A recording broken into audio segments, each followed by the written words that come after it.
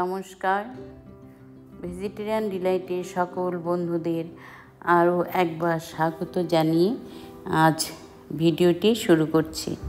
আপনারা সবাই কেমন আছেন? নিশ্চয়ই ভালো আছেন, আমিও ভালো আছি। চলুন সঙ্গে থাকুন। আজকে একটি রেসিপি, আজকের হচ্ছে কাঁকরোলের পুর। পোস্ত, শস্য, নারকেল দিয়ে একটা পেস্ট তৈরি করে এখানে আমি কাঁকরোলের পুর তৈরি করব। এখানে আমি দুটো মিডিয়াম সাইজের কাঁকরোল নিয়েছি। কাঁকরোলগুলোকে একটু চেঁচে হালকা করে পরিষ্কার করে দু টুকরো করে নেব, করে একটু কুকারে সেদ্ধ করে নেব। নিয়ে একটা চামচের সাহায্যে ভেতরের একটা চামচ দিয়ে ভেতর থেকে এটা বের করে নেব। নিয়ে এখন দেব 2 চামচ পরিমাণ নারকেল, 2 চামচ শস্য সাদা এবং কালো, আর 2 চামচ দেব পোস্ত, 2টো কাঁচা লঙ্কা দিয়ে এখানে আমি এটাকে একটু বেটে নেব। নিয়ে পেস্টটাকে নুন, হলুদ, সামান্য একটু চিনি এবং একটু লাল লঙ্কার গুঁড়ো, আবার 2টো কাঁচা লঙ্কা দেব। এখানে আমি একটু ঝালটা বেশি পরিমাণ দিয়েছি।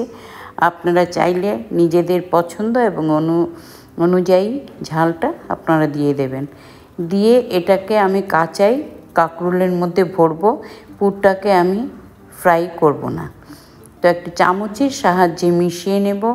নিয়ে তারপরে যে কাঁকরোলের ভেতরে এগুলো পুরগুলি ভরে দেব।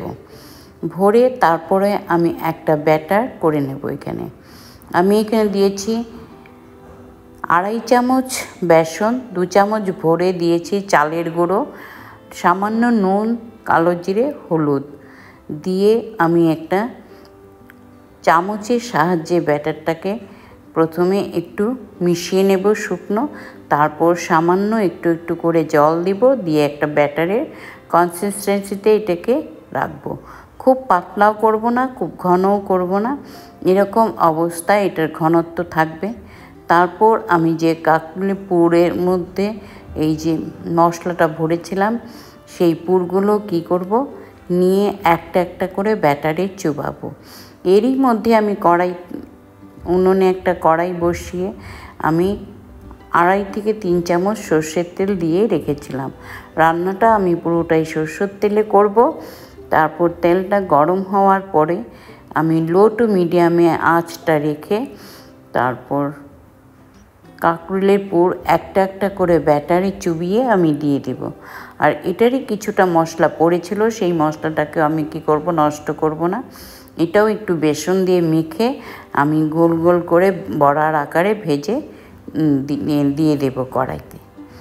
তো এইভাবে আমি আস্তে আস্তে 2 মিনিট পর্যন্ত নাড়াচাড়া করব না। তারপরে একটা চিনি দিয়ে এটা কি করব, উল্টে পাল্টে দেব।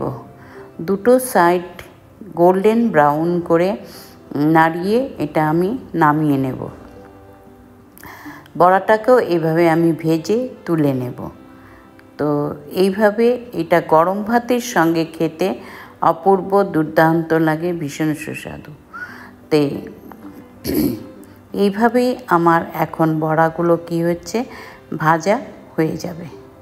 তো বন্ধুরা, আশা করি আপনারা পুরো ভিডিওটার সঙ্গে আপনারা ছিলেন এবং এটা দেখবেন।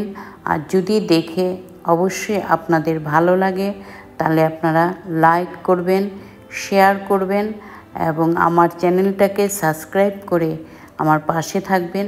আর পাশে থাকা বেল আইকনকে ক্লিক করে দিলে এটার সমস্ত নোটিফিকেশন প্রথমেই আপনাদের কাছে পৌঁছে যাবে। তো এইভাবে আমার সঙ্গে আপনারা থাকার জন্য আপনাদেরকে অসংখ্য অসংখ্য ধন্যবাদ।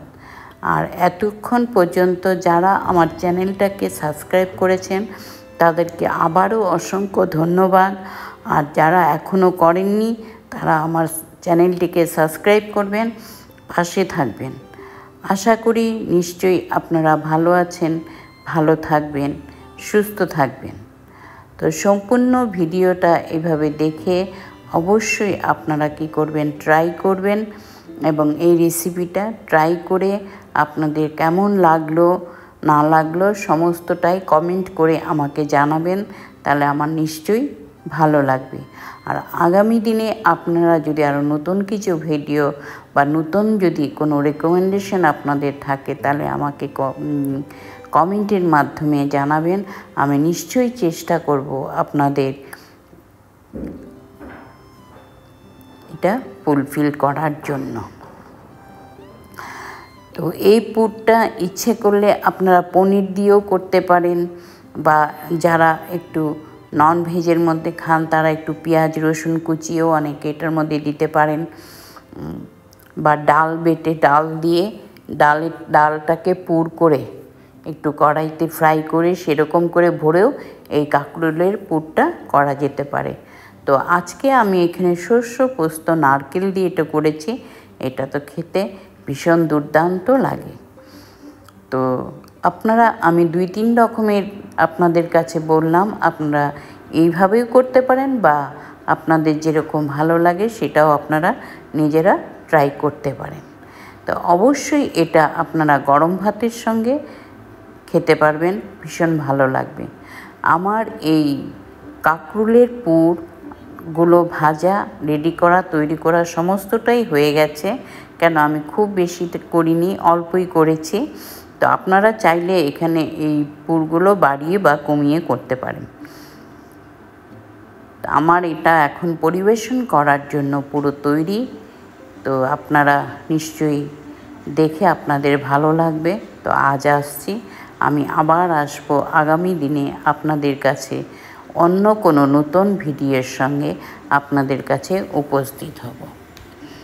আর এই জায়গাটা হচ্ছে আমার এই ফ্ল্যাটের ব্যালকনির জায়গা।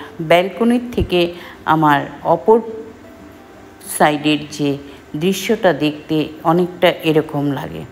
তো সেখান থেকে আমি এই ভিডিওটা নিয়েছি।